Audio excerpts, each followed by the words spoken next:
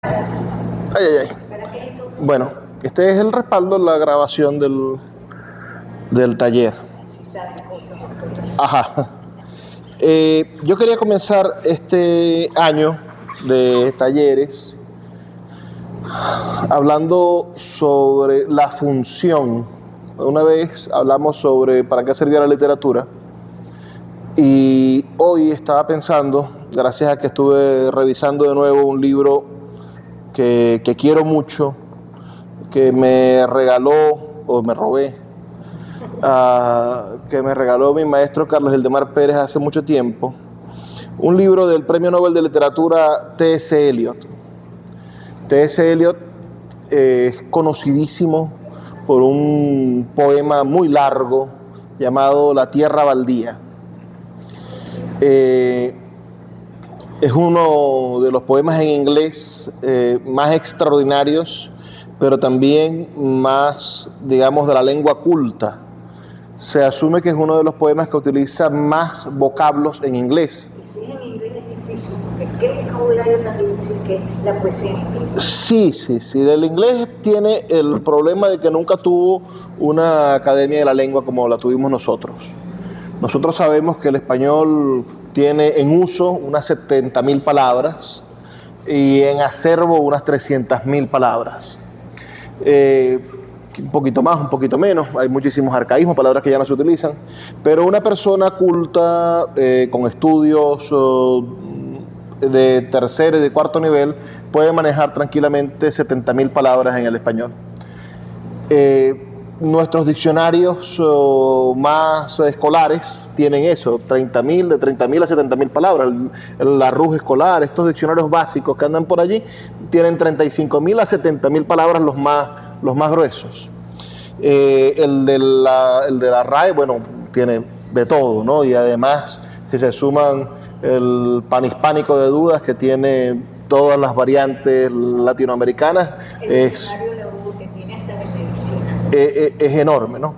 Pero el inglés tiene la dificultad de que nunca tuvo una academia que normara su lengua.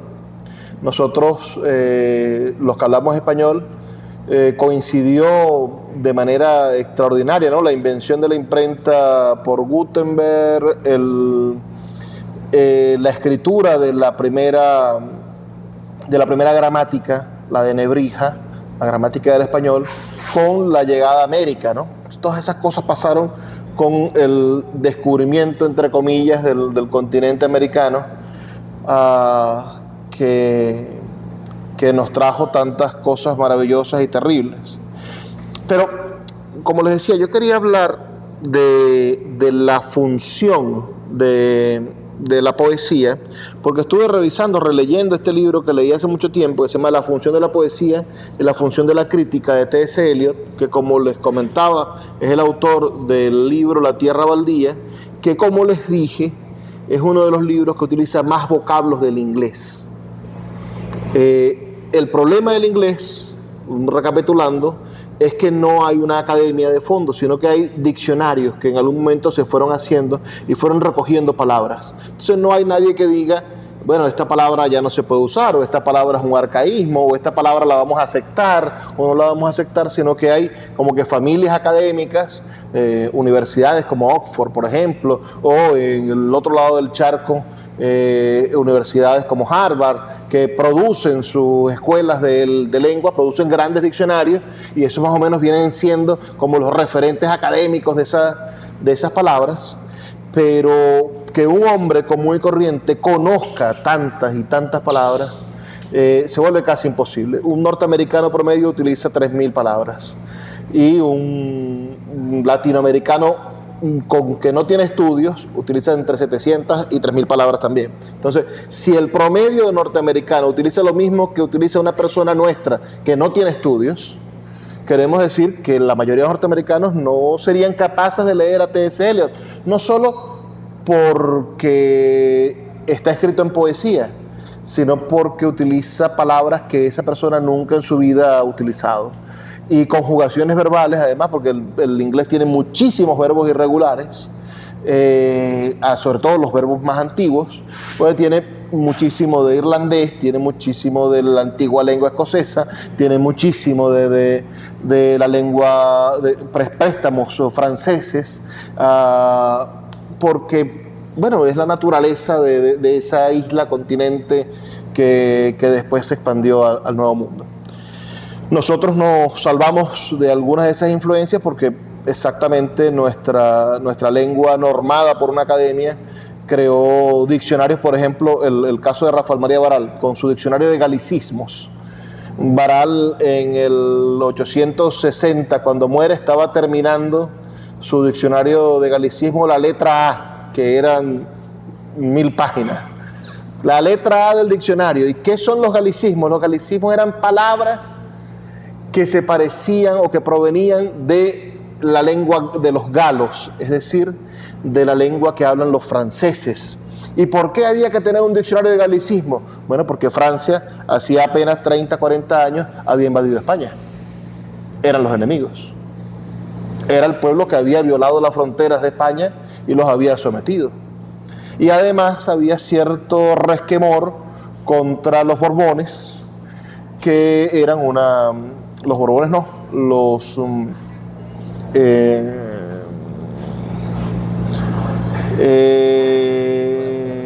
¿cómo se llaman estos señores?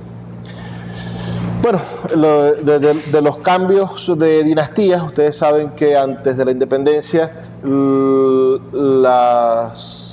hubo la terminación de la dinastía de Austria con Fernando IV, que nació muy enfermo, doblado, no se reprodujo, y hubo una guerra terrible entre los que se creían descendientes y entre los primos de Fernando, que eran hijos del Rey Sol y de Francia en su esplendor. Finalmente se impone un rey de descendencia francesa, que nació hablando francés, y para los españoles eso fue muy, muy traumático. Y hubo muchas palabras que con la llegada de una nueva nobleza francesa se metieron en el español. Y 200 años después de eso, 150 años después, el gran Rafael María Baralt, haciendo estudios de la lengua, logró descubrir cuáles eran todas las palabras que provenían del francés para invitar a los españoles a evitar su uso, ¿no? Es decir, ¿por qué? Porque los franceses nos violaron, porque los franceses nos mantuvieron, porque los franceses nos quitaron parte de nuestro territorio, porque los franceses son, bueno, además son republicanos. ¿Qué cosa es esa? El propio Baralt, que había sido republicano porque nació aquí y fue el primer escritor de la primera historia de Venezuela, la escribió Rafael María Baralt, y el resultado fue que no le gustó a los caudillos la historia que escribió y tuvo que exiliarse, ¿no? Y después dijo, bueno, pero si yo nací en España, cuando era España, y soy ciudadano español, y por eso es el primer americano en ser miembro de la Academia de la Lengua. ¿Todavía existe ese diccionario de galicismo? Sí, se puede comprar, todavía se vende. Es además es como leer la gramática de Bello, que es otra cosa extraordinaria. La gramática de Bello no es la norma del español académico, pero las conclusiones a las que llegó Bello en esos años, principios de los 1800, los primeros 50 años del siglo XIX, esas conclusiones son conclusiones extraordinarias. Es decir, cómo él definió un tiempo verbal que no había sido estudiado ni siquiera por Nebrija, como era el pluscuamperfecto, como lo llamó Bello, y que en la gramática ordinaria que tenemos ahora se llama futuro imperfecto. Pero Bello definió el futuro imperfecto y buscó sus raíces etimológicas y lo desarrolló lingüísticamente, ¿no? Lo que pasa es que la gramática de Bello era una gramática política, igual que el diccionario si leemos el diccionario de galicismo como un elemento político y decir, bueno, los franceses nos han invadido, nos han hecho esto, no usemos estas palabras, Bello también escribió una gramática política cuando dijo, necesitamos una gramática para los americanos. No puede ser posible que nosotros, que nos hemos llamado hoy pueblos libres, que tenemos constituciones, que decidimos nuestro propio destino, sigamos rigiéndonos por lo que diga una Real Academia nombrada por el rey de España. Si no podemos. Todo esto para decir que este libro, La función de la poesía de T.S. Eliot, me hace pensar en que muchas veces no entendemos lo que significa la palabra función, ¿no? Cuando decimos cuál es la función de algo, regularmente pensamos en que esa función, es equivalente a decir para qué sirve algo, ¿no? Pero la función de algo va un poco más allá del simple hecho de decir para qué sirve. También habla de cómo el funcionamiento de esa cosa lo hace útil. T.S. Eliot, como les digo, era un erudito, se ufanó en describirlo en este bonito libro.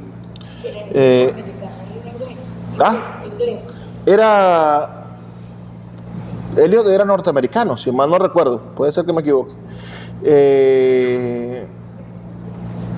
Miren lo que dice Eliot.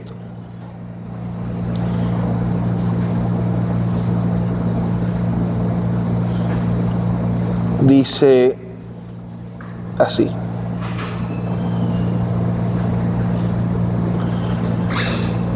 el país entero se haya excitado por las campanas políticas hasta un extremo de irracional emoción.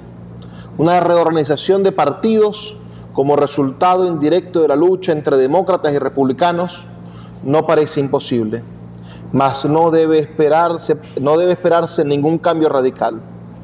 Esto está entre comillas, y después dice Eliot: estas palabras se leen en una carta de Charles Eliot Norton, fechada el 24 de septiembre de 1876. He querido iniciar con ellas mis conferencias, que no tendrán conexión alguna con cuestiones políticas, como un recordatorio de los varios intereses del erudito y humanista cuyo nombre lleva esta fundación. Afortunado es aquí el conferenciante si siente, como yo, simpatía y admiración hacia el nombre cuya memoria tratan de mantener vivas sus conferencias. El tipo dice: porque esa fue la fecha más o menos de independencia, pero la época de muchos movimientos independentistas. Más adelante, esta es así como comienza. Dice así Eliot: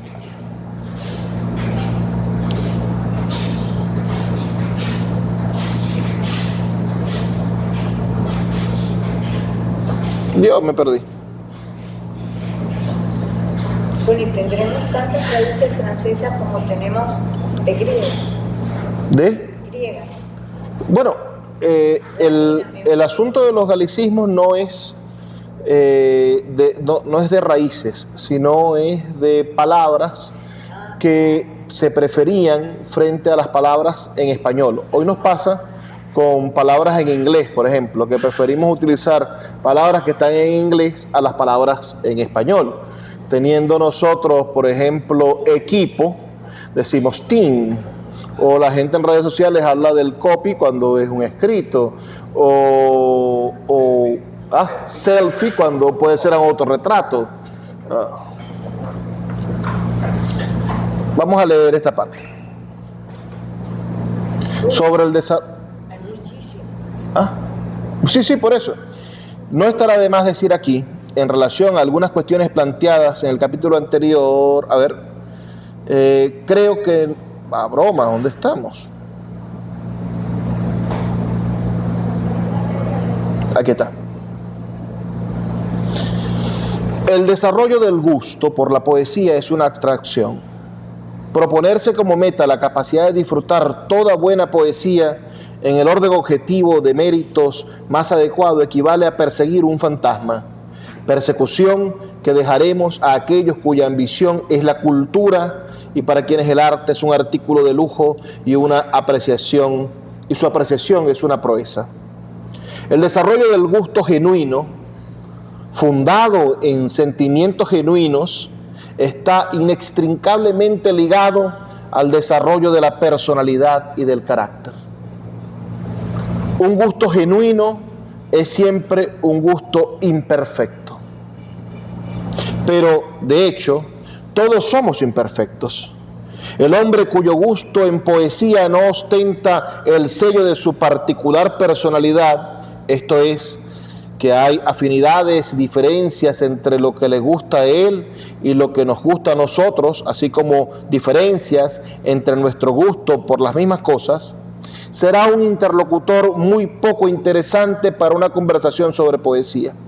Incluso me parece que tener mejor gusto en poesía del que corresponde a nuestro estado de desarrollo significa no gustar nada en absoluto. Nuestros gustos poéticos no pueden ser aislados de nuestros demás intereses y pasiones. Los condicionan y vienen condicionados por ellos. Son limitados lo mismo que nuestro yo es limitado.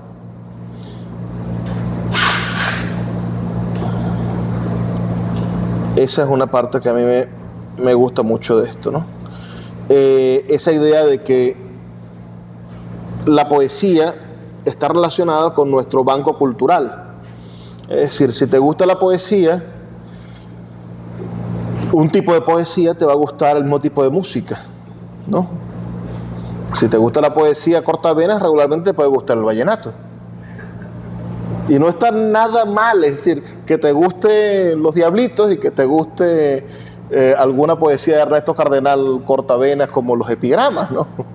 Porque sientes que eso de algún modo te conecta, ¿no? Mira, vamos a leer esta otra parte. Quizá algún contradictor aduzca a Shakespeare como una triunfante excepción a mi teoría, o como una triunfante refutación. Bien sé cuál difícil es ajustar a Shakespeare dentro de una teoría, especialmente si se trata de una teoría sobre Shakespeare, y no puedo acometer aquí una completa justificación ni detenerme en todas las cualificaciones necesarias. Partiremos de considerar el intermedio cómico como una exigencia práctica para el escritor de la época que pretendía ganarse la vida escribiendo comedias. Lo que de verdad interesa es lo que hizo Shakespeare con esas exigencias. Esto se refiere a que si ciertamente Shakespeare escribía las tragedias más sublimes, este domingo vamos a ver Macbeth, ¿no? Los invito a que nos acompañen. El sábado, donde trata un tema terrible sobre la traición, sobre la muerte y tal. ¿Cómo es posible que Shakespeare escriba después una comedia burlona sobre unas personas que se besan o que se agarran el trasero? Evidentemente porque dice que esta diversidad en el gusto, la diferencia entre lo que escribía Shakespeare en tragedia y lo que escribía Shakespeare en comedia, obedece a otras relaciones sociales en las cuales estaba instituido. A menudo, cuando abrimos Enrique IV, nos sentimos inclinados a releer y paladear los episodios de Falstaff mejor que la altisonante política del partido del rey y de sus adversarios. Es un error. Según pasamos de la primera parte a la segunda y contemplamos al glotón y pícaro Falstaff carpintear su banda de reclutas o conversar con magnates locales, descubrimos que el intermedio se ha convertido en serio contraste y que de él brota la sátira política. En Enrique V los dos elementos aparecen todavía más entrelazados, así que tenemos, más que una simple crónica de reyes y reinas, una comedia humana en la cual todos los actores participan en el mismo acontecer. Pero en estas crónicas históricas, obras de un género insatisfactorio y efímero, donde encontramos el intermedio cómico mejor incorporado a las más elevadas unidades de sentimiento, en Noches de Epifanía y en Sueño de una noche de verano, ambas comedias, la farsa es un elemento esencial dentro de la más compleja y elaborada estructura que haya creado un dramaturgo nunca. La llamada a la puerta en Macbeth ha sido citada demasiadas veces para llamar de nuevo la atención sobre ella. Menos trillada está la escena de a bordo en la galería de Pompeyo, en Antonio y Cleopatra, que además de ser un ejemplo prodigioso de sátira política, constituye la clave de todo lo que precede, y sigue. Demostrar este punto a vuestra entera satisfacción requeriría, lo sé, un ensayo completo. Baste aquí con afirmar que el violento contraste entre lo trágico y lo cómico, lo sublime y lo ridículo, desaparece en las obras de la madurez de Shakespeare. Espero que una comparación entre El mercader de Venecia, Hamlet y La tempestad lleve a otros a la misma conclusión. Los invito, por cierto, a ver esta película que está nominada al Oscar, Hamlet, la que habla sobre la muerte del hijo de Shakespeare. ¿Cómo se llama? Hamlet. H-A-M-N-T. Está, la actuación del niño es extraordinaria. Demasiado. Es una cosa extraordinaria. La del niño es genial. Bueno, quería comenzar con esto, con esta idea de T.S. Eliot. Les voy a pasar el libro para que ustedes me lo revisen, para poder caer en manos de otros autores ingleses y norteamericanos, de otras personas que escriben en inglés. Yo les he comentado sobre Emily Dickinson, ¿no? Que en vida publicó 10 poemas a lo mucho, pero que escribió cerca de 1700, y que posiblemente haya escrito más, pero se perdieron porque lo último que escribió lo quemó y lo desapareció, y los poemas que se conservan son los que envió en cartas, en su mayoría a sus amigos. Emily Dickinson escribió una poesía completamente diferente, porque ella entendía un poco cómo funcionaba la poesía. Y la función de la poesía para Emily Dickinson era poder, de algún modo, trasbocar sus sentimientos hacia otras personas. Y quizá hay también su miedo de que sus libros fueran publicados, porque al momento de publicarse, lo que ella estaba sintiendo dejaba de pertenecerle y empezaba a pertenecer a todo el mundo en la publicación. En este libro, que también me gustaría pasarles al grupo, se llama 60 poemas. El primer poema dice esta belleza. Dice: hay una palabra que lleva una espada que puede atravesar a un hombre armado. Arroja sus barbadas sílabas y enmudece de nuevo. Pero donde cayó, los que se salvan dirán en un patriótico día que algún hermano con charreteras entregó su alma. Donde quiera que corra el palpitante sol, donde quiera que vague el día, allí está su silencioso ataque, allí está su victoria. Contempla al más empedernido traidor, el más certero tiro, el más sublime blanco del tiempo. Es un alma olvidada. ¿En qué año sería eso más o menos, verdad? Que 1700. No. Ella es finales del siglo XIX, principio del siglo XX. Todavía muy reciente. ¿Cómo? Miren este poema breve. Emily Dickinson. Los cirujanos tienen que ser muy prudentes al tomar el cuchillo. Debajo de sus finas incisiones palpita el culpable, la vida.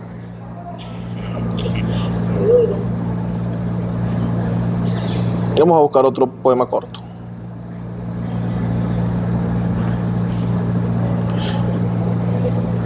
Sentí un funeral en mi cerebro.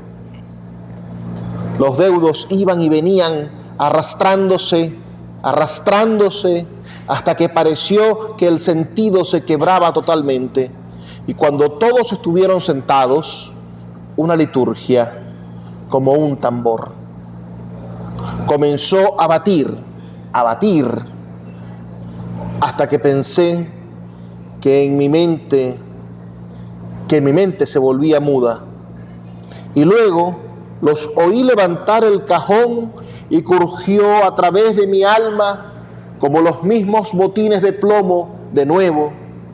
el espacio comenzó a repicar como si todos los cielos fueran campanas y existir solo una oreja y yo y el silencio, alguna extraña raza, naufragada, solitaria, aquí. Y luego un vacío en la razón se quebró, caí y caí y vi como un mundo en cada zambullida y terminé sabiendo. Entonces, ¿qué pasa con esta literatura de Emily Dickinson? En la literatura norteamericana, antes de Emily Dickinson, el más grande referente es Walt Whitman. Walt Whitman escribe una poesía centellante de imágenes, de ideas, en verso libre, pero cuenta algo. Tiene un discurso nacional. Cuando leemos El canto a mí mismo, que es el poema más famoso de Whitman, incluido en su libro Hojas de Hierba, que es el único libro que escribió, que cada vez que lo editaba le metía más poemas. Se llama Hojas de Hierba, pero le ponía más poemas. Cuando leemos El canto a mí mismo, y él dice, me canto y me celebro porque soy la flor en el jardín, porque cuando amanece yo amanezco, porque soy ese hombre negro que huye de la esclavitud y le doy refugio en mi casa, porque soy los jóvenes hermosos que se bañan en el río, porque soy el amanecer, porque soy la mujer viuda que cuida a sus hijos, y canta sobre todos los desvalidos, sobre todas las cosas terribles, pero también sobre las cosas hermosas, y dice que él palpita en el agua del rocío, que palpita en la noche fría del invierno, cuando él es todo el universo, ¿no? Una especie de relación del hombre con el todo. Está dando un discurso. Emily Dickinson viene a decirnos que el discurso de la poesía no es necesariamente un discurso grandilocuente. Un discurso grandilocuente, no tiene que ser el discurso de un país, de una gran causa. La literatura no tiene que ser, y la poesía más aún, no tiene que tratar un tema que sea importante para todos. Y ahí vuelvo a Eliot, a lo que les leí hace rato, con esa idea de que el gusto por la literatura, por la poesía, no es unánime. Es decir, no existe una cosa en la literatura que podamos decir, esto es literatura y esto no es literatura. Esto que tú haces es el tema de la poesía. ¿Por qué? ¿Por qué? Porque los grandes temas y lo hemos hablado, ¿no? Los grandes temas de la literatura desde el principio son el amor, la muerte y la locura. Son los grandes temas. Pero ¿de qué manera tenemos que tocar esos grandes temas? ¿Por qué la muerte tiene que ser siempre lamentable? ¿O por qué la muerte siempre tiene que vestirnos de luto? ¿Por qué no podemos tener fuegos artificiales el día de la muerte? ¿Y por qué la locura está medida por los cuerdos, no? Nos preguntaremos y veremos, por ejemplo, al poeta español Leopoldo María Panero, que fue paciente psiquiátrico y que escribió sus poemas sobre la locura. Y cuando leemos los poemas que escribió dentro del manicomio, decimos, este hombre estaba cuerdo. O por el contrario, vemos a una escritora como Alejandra Pizarnik, que se suicida finalmente a los 40 y tantos años, muy joven, después de 8 o 9 intentos de suicidio, además, que tuvo, y que no estaba metida en un hospital psiquiátrico y que sufría. Y ella habla de su sufrimiento en la escritura. Pero eso es, por ejemplo, el sufrimiento de Alejandra Pizarnik es suficientemente grande para hacer literatura. Porque la literatura, evidentemente, no depende de esas grandes narrativas. Y no estamos nosotros obligados a acercarnos a esas grandes narrativas. Les descargué también a un extraordinario poeta norteamericano que era odontólogo. Ustedes se pueden imaginar a un odontólogo que escribe poesía. Bueno, uno de los más grandes poetas de Estados Unidos, William Carlos Williams, era odontólogo. Y escribía estos poemas tan diferentes. Miren A ver, ¿dónde está el de la señora? A mí me encanta el de la señora. A ver si fue en este documento. La sociedad americana en su época, vamos a decir, literaria, cultural, fue muy prolífica, ¿no? Bueno, son 300 millones de personas. Bueno, claro que sí. Son un montón. Tenía que rendir.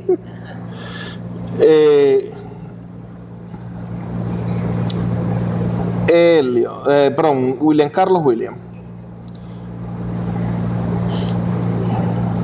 Ahora que estamos armando la poeteca, estas cosas, espero volver otra vez a saber dónde están los libros y no me pasen. Me tengo que retirar. Un gusto, estamos aquí todos los jueves. Todo mío. Muchas gracias. Hasta luego. Chao. Nos vemos el jueves. Ok. Gracias.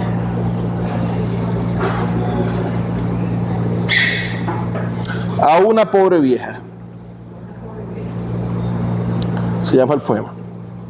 A una pobre vieja masticando una ciruela en la calle, una bolsa de papel está en su mano.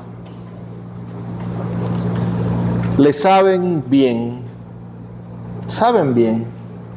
a ella, saben bien a ella.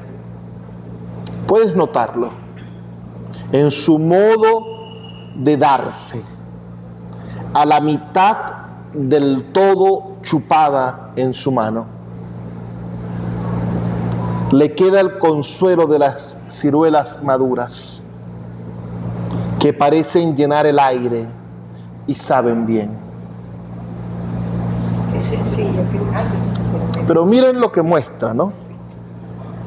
Pero lo más poderoso quizás es lo que no dice. Yo hago miles de interpretaciones y digo, ¿en qué soledad vivirá esa persona mayor?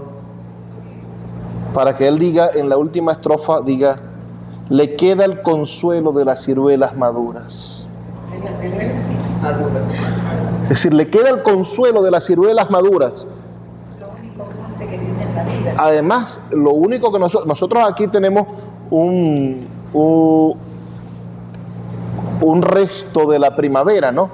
Las ciruelas en América van a empezar a florecer ahorita más tarde, el mes que viene, y vamos a tener vendedores guajiros vendiendo ciruelas por todos lados. ¿Por qué? Porque las ciruelas coinciden con la primavera occidental. Ese árbol tiene un reloj biológico y en marzo y abril empieza a producir semillas, que son, por cierto, deliciosas cuando maduran. Imagínense que es el resabio de la primavera que le queda a esta pobre vieja, como la llamó el poeta en su poema. O sea, que ya había vivido todo y al menos... Y le quedaba el consuelo de las ciruelas maduras. Él tiene uno de una carretilla, pero no lo tengo por aquí. ¿Hay posibilidad que lo vuelvas a leer? Claro, claro. A una pobre vieja masticando una ciruela en la calle, una bolsa de papel está en su mano. Le saben bien a ella, saben bien a ella. Puedes notarlo en su modo de darse a la mitad del todo chupada en su mano. Le queda el consuelo de las ciruelas maduras que parecen llenar el aire y saben bien. Él tiene el poema La Carretilla, pero no lo conseguí. En el otro... Disculpa, dentro de la interpretación que le diste, me llama la atención cuando el poeta hace el énfasis en que sabe bien, pero es como si también dijera que sabe a ella, que se compara con su vida más de lo que puede tener en su soledad, y la satisfacción con el fruto en que ella misma es esa ciruela madura y que así la deben percibir todos los demás. Que la fragancia impregna todo y que su personalidad y lo que ella da impregna todo. Estoy completamente de acuerdo con ese poema, nos puede invitar a pensar eso, ¿no? Hay otro poema sobre ciruelas, para que vean el tema de, uno de los temas de William Carlos Williams, que escribió mucho, es decir, la poesía completa de William Carlos Williams debe tener unas 2000 páginas. Esto es nada más para decir, se llama el poema. Me comí las ciruelas que estaban en la heladera y que seguro estabas guardando para el desayuno. Perdóname, estaban riquísimas, tan dulces y tan frías. Entonces, ¿cómo hoy estamos hablando de gustos, ¿no? Recordemos lo que nos dice T.S. Eliot, premio Nobel de literatura norteamericano, extraordinario, banquero además. Ganó mucho dinero en la bolsa, no le iba mal económicamente. El hombre nos dice que no debemos por obligado compartir el gusto. William Carlos Williams es reconocido como uno de los grandes poetas norteamericanos y bueno, no por eso nos tiene que gustar a todos, ¿no? Pero William Carlos Williams se toma el atrevimiento de decir que la poesía, que un poema puede hablar sobre unas ciruelas que estaban metidas en la nevera. ¿Y qué podemos pensar nosotros de esta nota, de este poema, que tiene un título que es más largo que cualquiera de los versos? Miren qué corto es el poema, ¿no? Y el título es más largo, ¿no? Nos dice, esto es nada más para decir. Y después lo que dice. Bueno, si no lo entendió. Exactamente, hay que ser poeta para decir las cosas.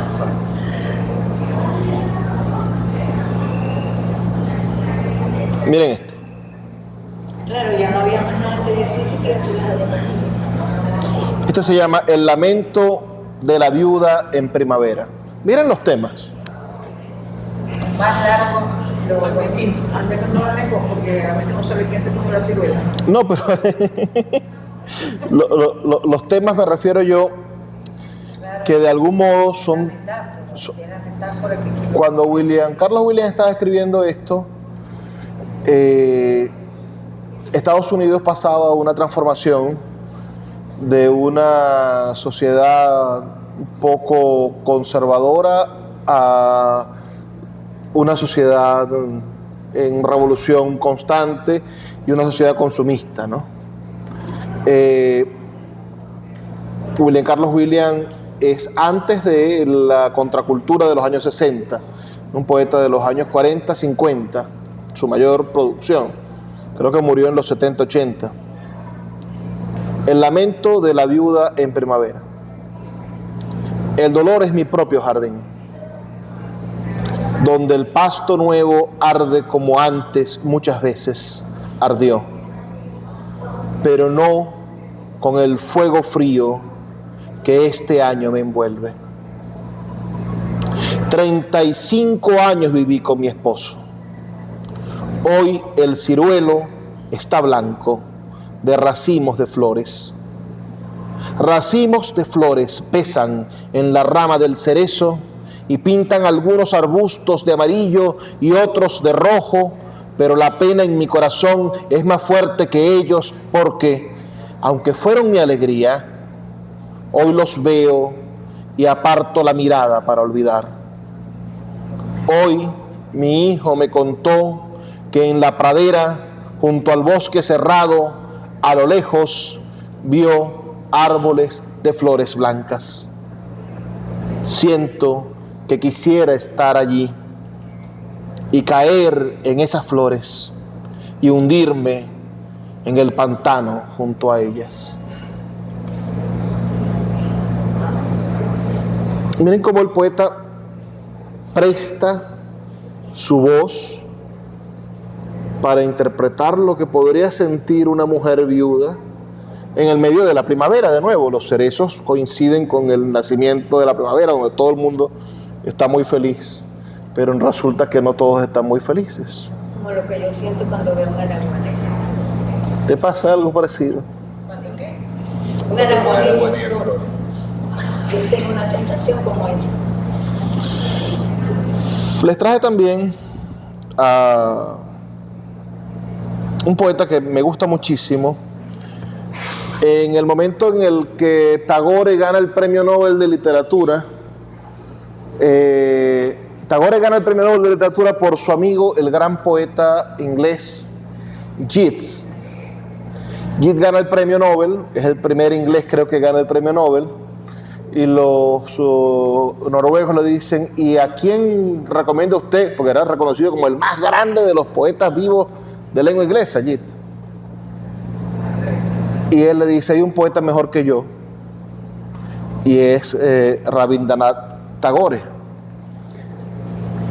Que Tagore estudió en Inglaterra, hablaba y escribía en inglés extraordinariamente, pero también cultivó la poesía en la lengua hindú, la lengua de la India. No, de la India. Recuérdense que a principios del siglo pasado la India todavía era una colonia inglesa. Le costó cerca de 1 millón de muertos a la India conseguir su independencia. Eso que fue el método no violento. Sí.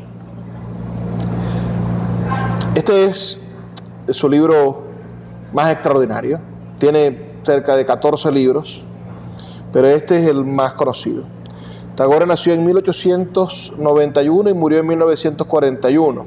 Y este libro se llama El jardinero. El servidor. Todo un diálogo entre reina y servidor. Oh reina, ten piedad de tu servidor. La reina le dice. Terminó ya la asamblea y todos mis servidores se han ido. ¿Por qué vienes tan tarde? El servidor. Mi hora llega cuando la de los demás ha pasado. Dime, ¿qué trabajo ordenas al último de tus servidores? La reina. ¿Qué puedo ordenarte si ya es tan tarde? El servidor. Hazme jardinero de tu jardín. ¿Qué locura es esta? Renunciaré a cualquier otra tarea. Abandonaré el polvo de mis lanzas y mis espadas. No me envíes a lejanas cortes. No me pidas nuevas conquistas. Hazme jardinero de tu jardín. ¿Y en qué consistirá tu servicio? En llenar tus ocios. Conservaré fresca la hierba del sendero por donde vas cada mañana y donde a cada paso tuyo las flores deseosas de morir bendicen el pie que las pisa. Te meceré entre las ramas de la septaparna, no sé qué planta será esa, ojalá que sea bonita, mientras la luna, apenas levantada en la noche, intentará besar tu vestido a través de las hojas. Llenaré con aceite perfumado las lámparas que arde junto a tu lecho y adornaré tu escabel con maravillosas pinturas de azafrán y sándalo. La reina le responde, ¿y cuál será tu recompensa? El servidor dice, que me des permiso para tener entre mis manos tus pequeños puños, que parecen capullos de loto, y para rodear tus brazos con cadenas de flores, que puedan teñir las plantas de tus pies con el zumo encarnado de los pétalos de Ashoka, y recorrer con un beso la mota de polvo que pueda posarse en ellos. La reina, tus ruegos han sido escuchados. Serás el jardinero de mi jardín. ¿No? Con todo eso que... Ese es el primer diálogo con el que abre.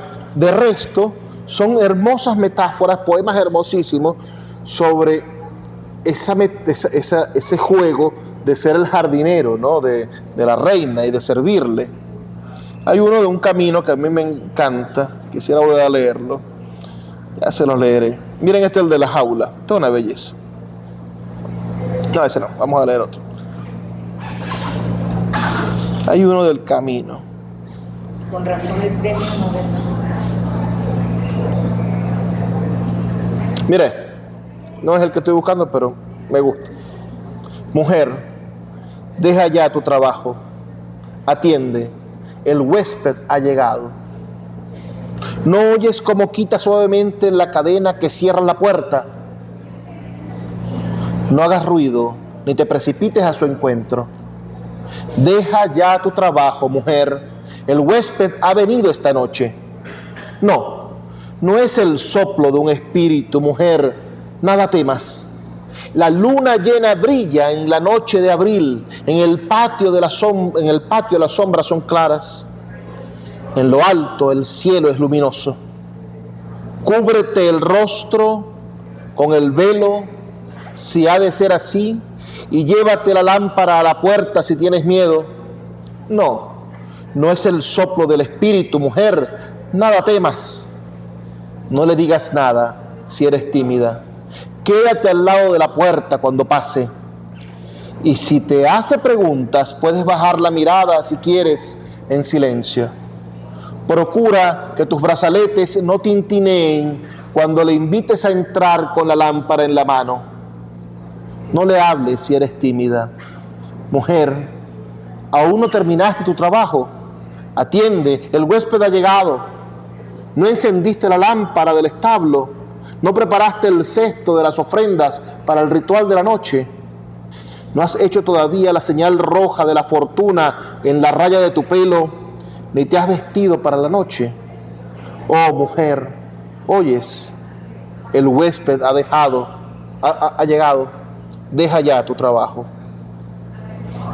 Esto evidentemente habla de la manera en la cual está estructurada la relación matrimonial de la mujer hindú y el hombre hindú. De cómo hay un silencio armonioso en esa relación y cómo él es un buen ejemplo, se debe a ella y ella se debe a él en solemnidad, ¿no? Una cosa incomprensible para nosotros los falsos occidentales que pensamos en que el amor es un grito, que el amor es decir que te amo, en que si no lo digo no te amo, ¿no? Pero ¿qué pasa con aquellos gestos donde se dice que se ama sin tener que pronunciarlo? Vamos a ver si consigo el que le digo de El Camino. Mamá decía, no me gusta hombre cargoso, porque cuando era muy serio, pero con mi mamá, bueno, era especial, pero mi mamá era alemana, o sea, alemana entre comillas, pero su conducta era alemana. Ay, le dice a mi papá y a mi mamá, pero no, qué cargoso es ese. Mi mamá era comiquísima y tuvieron 6 hijos, ¿viste? No sé si es este, vamos a ver. Al pasar rápidamente por mi lado, me rozó el borde de su falda. Como si de una isla ignorada me llegó de su corazón una súbita y cálida brisa de primavera. Me acarició un aliento fugitivo y se desvaneció como se pierde en el viento el pétalo arrancado a la flor. Cayó sobre mi corazón como un suspiro de su cuerpo y el susurro de su alma. Solamente el borde de su falda. Qué belleza. Nada que ver con Bad Bunny, con... Qué belleza. Nada de plasticidad. Qué sensibilidad, ¿no? Sí. Háblame, amor mío. Dime las palabras que cantabas. La noche es oscura, las estrellas se han perdido entre las nubes, el viento suspira sobre las hojas. Soltaré mis cabellos y mi manto azul me rodeará de noche. Acogeré tu cabeza en mi seno y en la dulce soledad hablaré bajo para tu corazón. Cerraré los ojos para escucharte sin mirar tu rostro. Cuando termines tus palabras, permaneceremos silenciosos y quietos. Solo los árboles murmurarán en las tinieblas. palidecerá la noche y nacerá el día. Nos miraremos a los ojos y volveremos a nuestros distintos caminos. Háblame, amor mío, dime las palabras que cantabas. Qué belleza. El que ha estado enamorado, y ojalá que te enamores así algún día, Jesús, uno puede amanecer y no se da cuenta de que que pasó toda la noche cuando estás junto a la persona que quieres. Está muy pequeño, que es de 12. Vamos, te pasará. 11, sí. Y cuando te pase te vas a acordar, ve que el poeta me dijo que esto pasaba. Vamos a leer el último poema para cerrar con Tagore, que conecta con el primero. Disculpa, no lo quiero atrasar como grupo, ¿no? Pero bueno, la semana pasada yo te pedí el permiso para que pudiese asistir. Si en cualquier momento pudiesen abordar lo relativo a la importancia de la literatura de manera condensada para que pudieran escuchar. Bueno, todas las conversaciones que tenemos están grabadas en video. Esa de la importancia de la literatura creo que fue hace como 7 meses. Entonces te puedo pasar los videos para que los escuches, por lo menos la primera parte. Okay. Fue lo primero que se hicieron en la biblioteca arriba. También, todos están. Básicamente el inicio de El último poema dice esta belleza.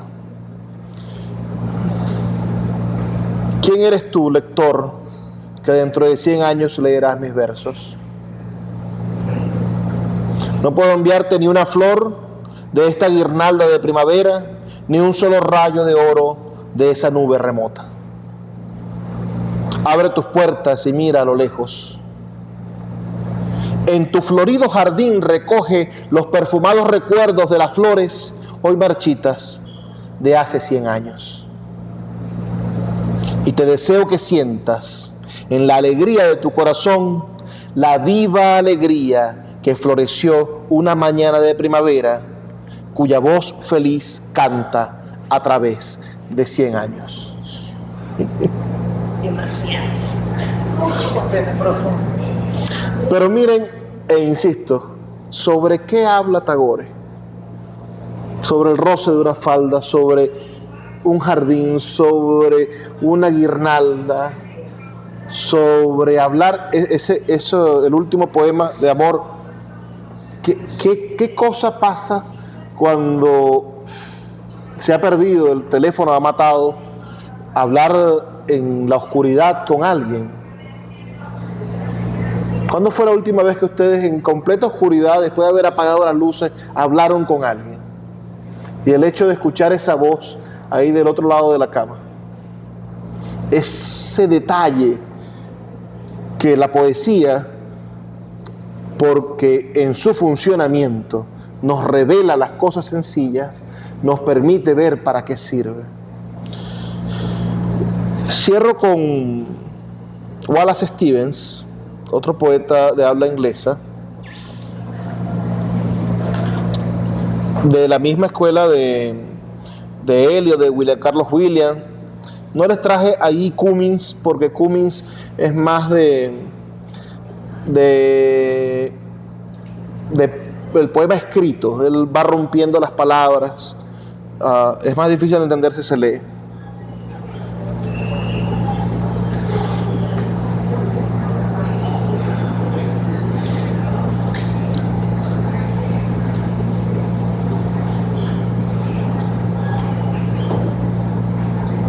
Miren lo que dice Wallace Stevens.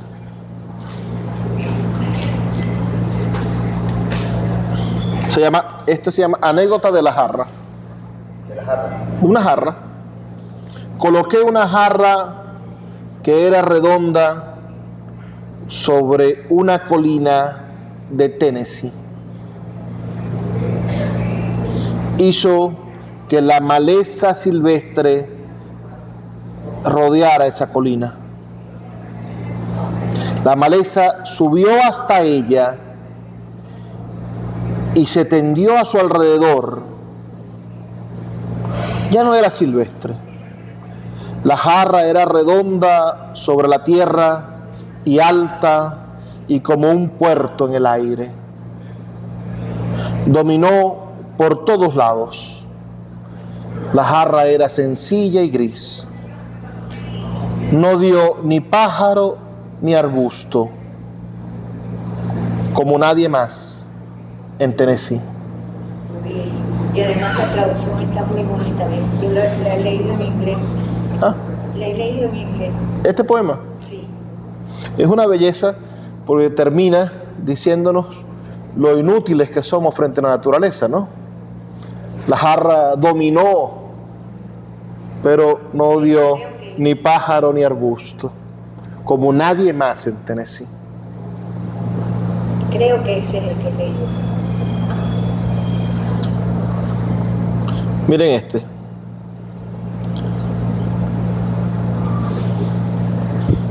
El hombre de nieve, que es estos muñecos de nieve que hacen los niños. Yo nunca he hecho uno, por bueno, pero que hacen los niños en Navidad, ¿no? Que vemos en la televisión.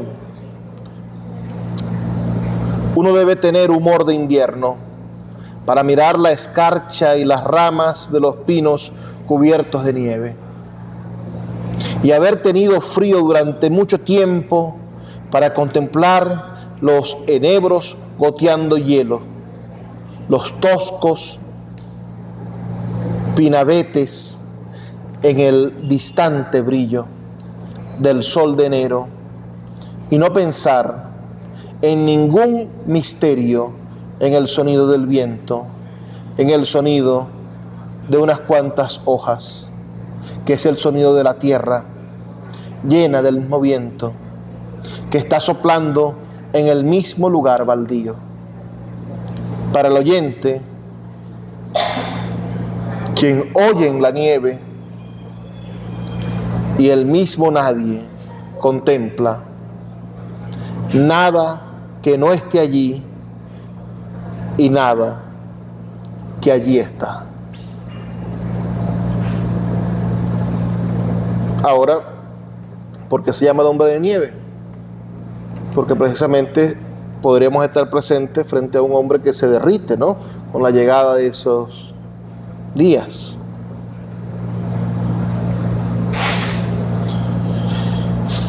Estos poemas breves integran un poema largo que se llama 13 formas de mirar un mirlo. Son muy breves los poemas. Primero, entre 20 montañas nevadas solo se movía el ojo de un mirlo. El segundo dice: El miedo es un pájaro. tenía 3 deseos, como un árbol en el que hay 3 mirlos. El tercero dice, solo 2 versos, miren: el mirlo que hacía cabriolas en el viento de otoño era una pequeña parte de la pantomima. Un hombre y una mujer son uno. Un hombre y una mujer y un mirlo son uno. El quinto dice: señora, ¿no puede hablar por teléfono aquí?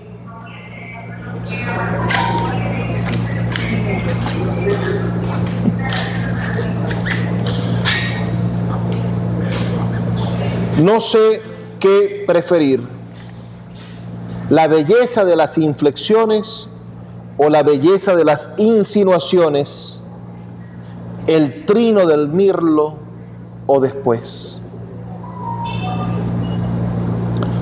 Los carámbanos llenaron la larga ventana con vidrio bárbaro.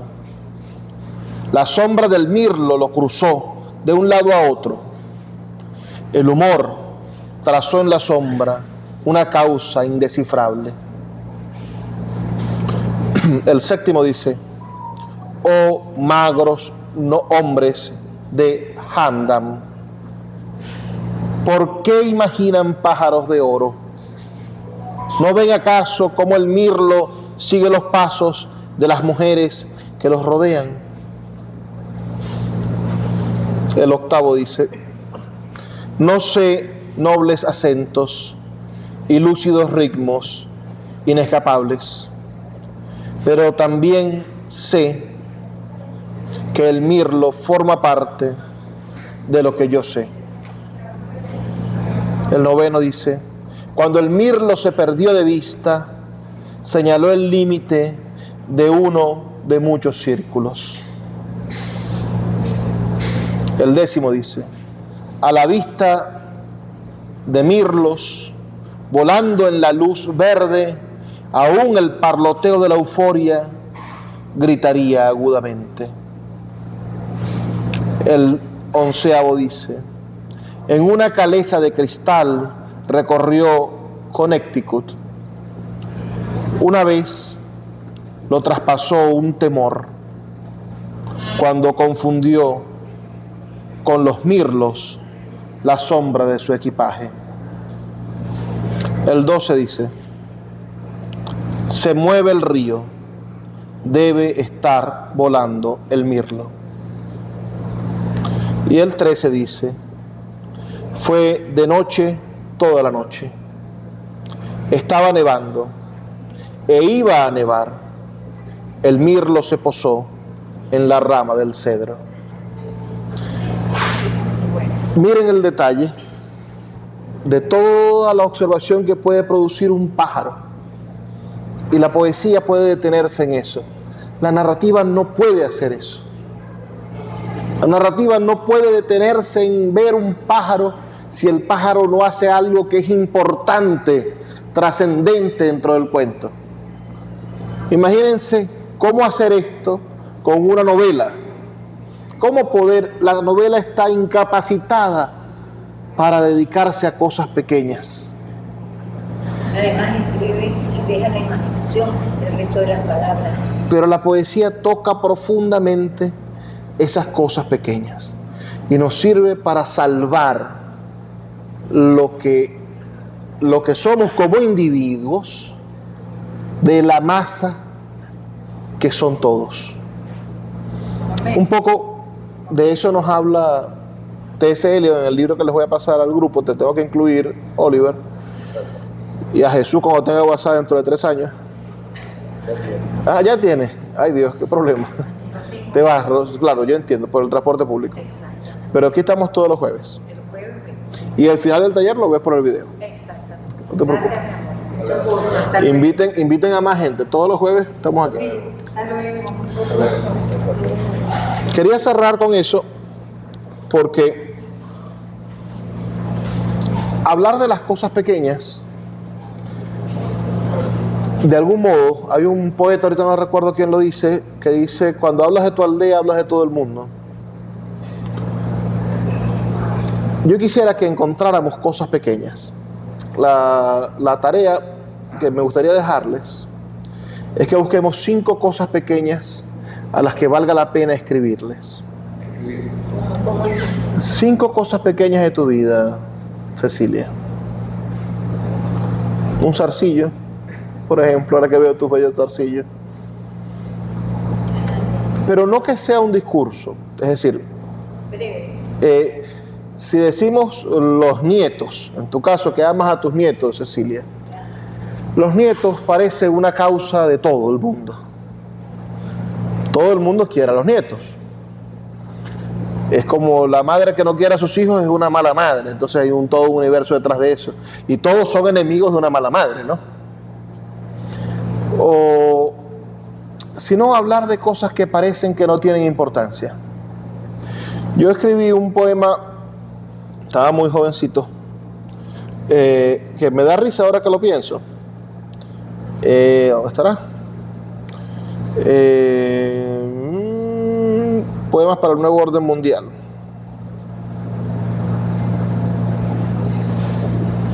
Tendría 19 años cuando escribí esta cosa.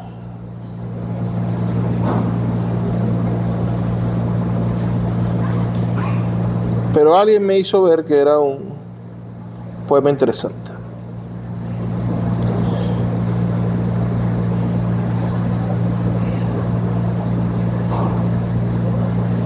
Les pongo un ejemplo.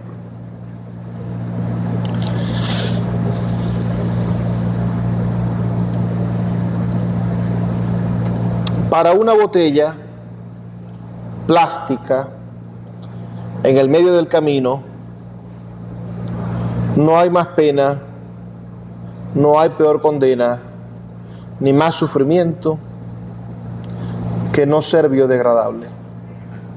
Y el sol lo sabe. Da risa, pero es dramático. Bueno. ¿Qué quiero decir? Una botella plástica a una tapa de refresco. Panel de cocina. ¿Qué puede significar, por ejemplo, para un muchachito que echó bastante leña como Jorge, una fichita de refresco de Orange Cross? Que bastante, imagino que la bateaste con... Pero puede ser algo insignificante para el mundo sigue sin la ficha esa. Pero nosotros podemos darle sentido a algo pequeño. Una fruta. ¿Quién tendrá algún tipo de conexión emocional, por ejemplo, con un mango? Yo adoro mis chirimoyas de... Ah, bueno, una chirimoya. Por ejemplo, vamos a buscar cinco cosas sencillas y vamos a estar trabajando el próximo mes en todos los ejercicios con esas 5 cosas. A ver si logramos hacer un producto final de aquí al mes de abril, que podamos unir los 4 textos que haremos en el mes de marzo para hacer una antología de esas 5 cosas de nosotros y los 4 poemas o los 4 textos narrativos que escribamos sobre esas cosas. Busquemos 5 cosas sencillas del mundo. Esa canción de Serrat, creo que es Las cosas sencillas, también es muy bonita. Pero narrativa, verso. Ahorita vamos a buscar 5 cosas. Esa es la tarea. ¿Eh? Y en las siguientes sesiones vamos a trabajar con esas 5 cosas como excusas, ¿no? Es decir, si vamos a ver en la próxima sesión, que me gustaría que habláramos sobre el verso libre, que no hemos hablado sobre el verso libre, o hablemos sobre la poesía en prosa, que nos dediquemos a hablar sobre algunos de estos elementos, los ejercicios van a tratar sobre esas 5 cosas. Ahora que dice Sí. verso O sea, la tarea es solamente elegir esos 5. Ahorita es elegir esas 5 cosas, observar, salir a hacer un poco lo que nos invitó Tagore, a abrir la ventana y a intentar ver el recuerdo de esas flores secas de hace 100 años. ¿Dónde estarán? Puede ser una hojita de trinitaria seca, puede ser, no sé, las rayas blancas de la carretera. ¿Cuántas cosas nos pueden comunicar esas rayas blancas de la carretera a aquellos que han viajado mucho en un automóvil? Y nadie le presta atención a lo que puede significar esas rayas blancas de la carretera, ¿no? Sí, que de repente al final se borra y ya no puedo ver. Ah, bueno, por ejemplo. O tener tiempo sin verlas, ¿no? ¿Cuánta nostalgia puede haber después de haber cruzado por tantas rayas blancas de repente que ya no hayan, ¿no? O ver la misma, ¿eh? ¿Cuántas de esas rayas, cuántas cosas no han visto, cuántos destinos no han pasado? Exactamente. Puede, Si lo vemos desde el punto de vista de la raya, ¿no? Nos ponemos allí. puede ser porque a veces hay ciertos árboles en la calle, ¿no? Que son su tronco grueso, se dibujan naturalmente como si fuesen unos ojos. Entonces son como árboles que miran. Yo también pudiera hacer eso, me llama mucho la atención un poco eso. Pero no lo hagas, no lo hagas genérico, sino sobre un árbol en particular o una parte de ese árbol. En prosa o en verso. Ahorita lo que vamos a elegir son 5 cosas. En prosa, en verso. No, 5 cosas. Estúdialas profundamente esta semana. Pasa toda la semana pensando, Cecilia, sobre esas 5 cosas sencillas que tú crees que valen la pena para que la poesía les dé vida. Sí, pero no te entendí cuando dices que no busque las cosas genéricas. ¿Sí? Pues. Es decir, intentemos huir de los discursos grandes, ¿no? Es decir, por ejemplo, pensar en un árbol que mira y que todos los árboles de algún modo miran, ya estamos haciendo una especie de tema grandilocuente, extraordinario para un cuento, para una novela. Hay un poema vamos a buscarlo, de Mario Benedetti. Los árboles se llama. Miren lo que hace Benedetti con ese discurso. Genera un discurso. Es también la poesía de Benedetti que toda. Ay, sí, maravillosa. A ver. No, este no es.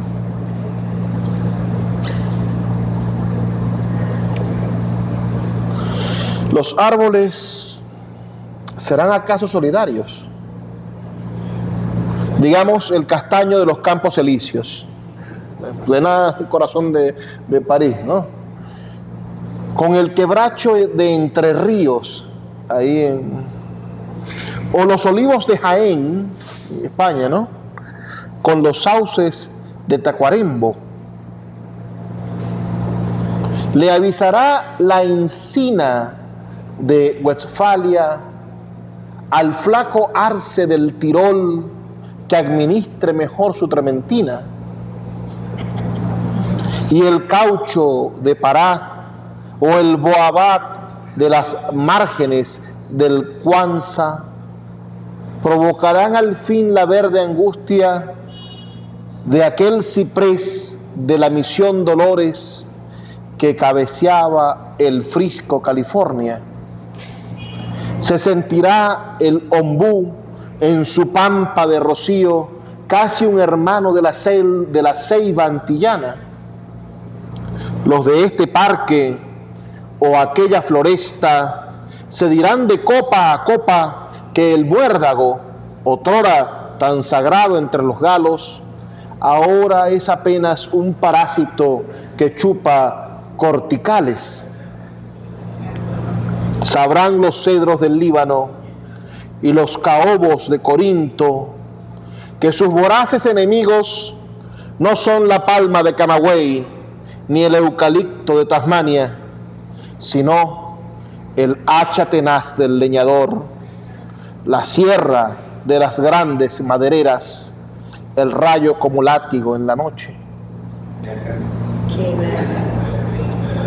Entonces, las particularidades. ¿Cómo hacemos para que algo particular logre ser un tema universal, ¿no?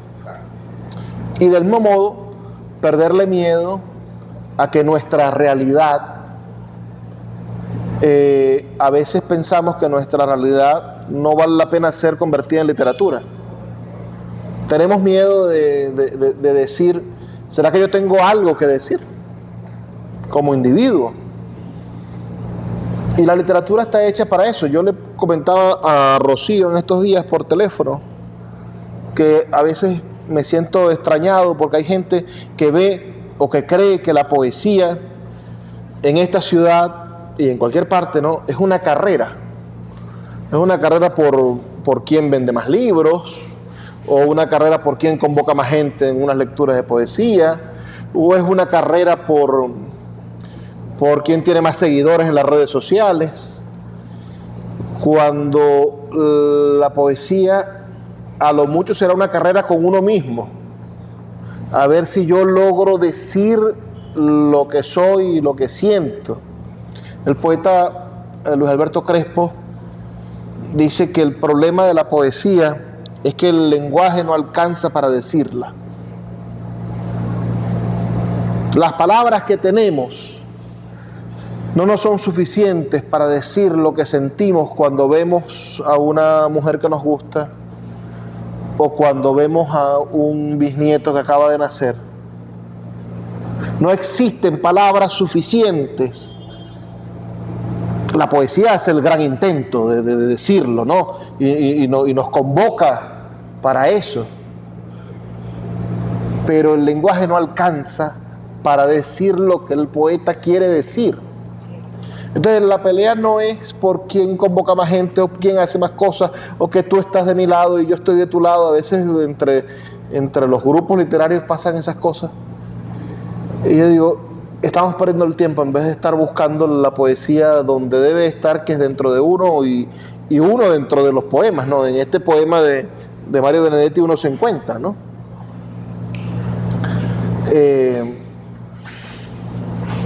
Creo que es el objetivo de este ejercicio, de estas 5 cosas, que no sean 5 cosas que se nos acaban de ocurrir, no lo hagamos a la rapidez, vamos a meditar sobre qué 5 cosas sencillas pueden ser importantes para nosotros y creemos que hay algún material poético o que la poesía podría hacer de ella algo especial o revelar lo especial que tienen esas cosas. ¿Tú qué opinas, Jesús? Tranquilo, te estoy echando broma. ¿Te gusta? ¿Tú has tomado refresco frío o no te dejan tomar refresco? Hay un momento de cuando uno se toma una Coca-Cola que está bien fría que siente unas burbujas aquí en la garganta. Imagínate tú tener la tarea de escribir un poema sobre esas burbujas en la garganta de cuando tienes mucha sed y te tomas el refresco muy rápido. Esa es una sensación que pasa desapercibida en muchas cosas, pero qué sabroso se siente y qué difícil y a la vez hasta doloroso a veces, ¿no? Dependiendo la cantidad de gases que tenga el refresco. Piensa en eso, en esas burbujas que pasan por la garganta. Quizás se te ocurra algo bueno. Porque de las cosas sencillas también se hacen literatura. Terminamos temprano porque no tenemos ejercicio. Gracias, muchas gracias. Qué bueno todo. Buenas tardes. Bueno, sí. Se nos pone a pensar mucho. Yo no tengo poesía, pero estoy escribiendo un libro. Ajá. Es básicamente a mí desde bastante pequeño, desde segundo o tercer grado, me ha gustado bastante leer y siempre he querido hacer un libro y empecé a hacerlo gracias a un concurso de cuentos que está en mi colegio. Entonces quería comentar sobre eso. ¿Y el libro tiene personajes? Sí. ¿Quién es el protagonista? El protagonista se llama, es en inglés, Wayne Dog. ¿Se llama? Wayne Dog. Wayne. Wayne. Wayne. Niebla negra. Niebla negra. ¿Es de terror? Es distópico, de un mundo tipo apocalipsis. Niebla negra. Wayne es el protagonista. Me preguntó algo que no supe decir. Me dijo que si yo conocía de algún libro que haya sido escrito por un niño o por un adolescente. Ahorita decía que hiciste una poesía a los 19, imagino que lo hiciste antes. Pero de verdad que no supe decirle qué autor haya sido un niño o adolescente. Mira, los niños escriben y escriben desde algo extraordinario que es la capacidad de imaginar el mundo por primera vez.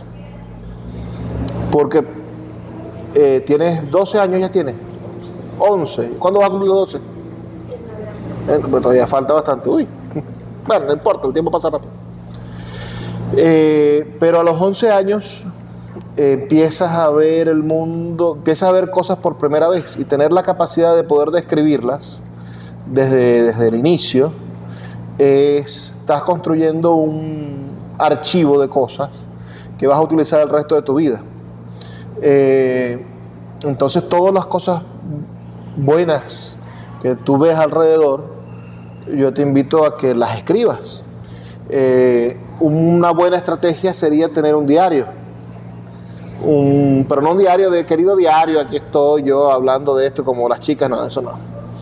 Un diario de las cosas que te sorprenden de todos los días. Si viste una cola de gente muy sudada, tú dices, bueno, y la gente estaba muy sudada y cómo pasaba, tal. O si viste un pájaro que te pareció extraordinario, o viste una planta que no conocías el nombre de esa planta, o el poeta Rubén Darío, que es, chao, Yasmín. Para que Margarita también entienda. Ajá, vamos a comisionar a Gildardo como administrador del grupo ahora. Para que te encargues de meter a la gente en el grupo. Te voy a poner administrador.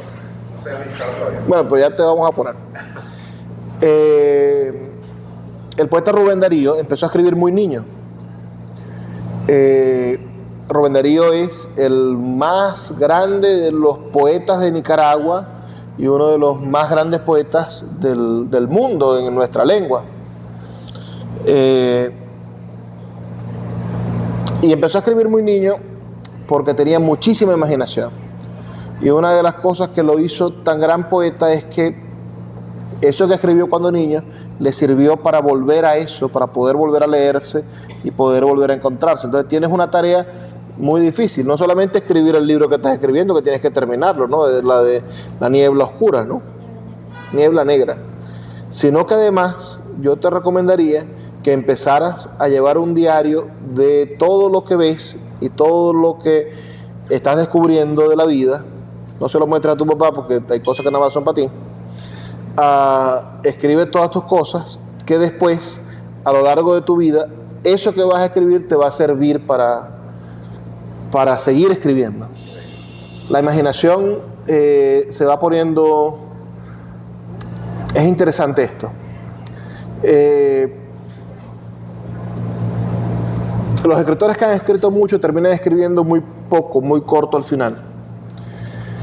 Pero yo he visto el fenómeno de que cada uno de nosotros viene cargado con una cantidad de cosas por decir que se va agotando, pero no se va agotando por la edad que uno tiene, sino por las veces que uno ha dicho esas cosas que uno tiene que decir. Entonces, cuando nos conseguimos con un muchacho en bachillerato de 14, 15 años, 16 años, que empieza a escribir poemas de amor, regularmente escribe poemas de amor muy malos, pero escribe muchísimos. Y cuando llega a los 40 años ya no escribe ninguno. Estuvo 20 años escribiendo poemas de amor y como que gastó el pozo de escribir. Y me pasa lo mismo cuando conozco a una persona maravillosa como Cecilia o a Jorge, que tienen hoy, que se dedican a escribir un cúmulo de cosas que decir. Lo que hay es que aprender a decir esas cosas de la manera más eficiente y no tenerle miedo a eso que se está diciendo, para que eso que se está diciendo sea nuestro acervo y volver a ello. Dime, Jesús. Hablando sobre lo que tú estás viendo, yo desde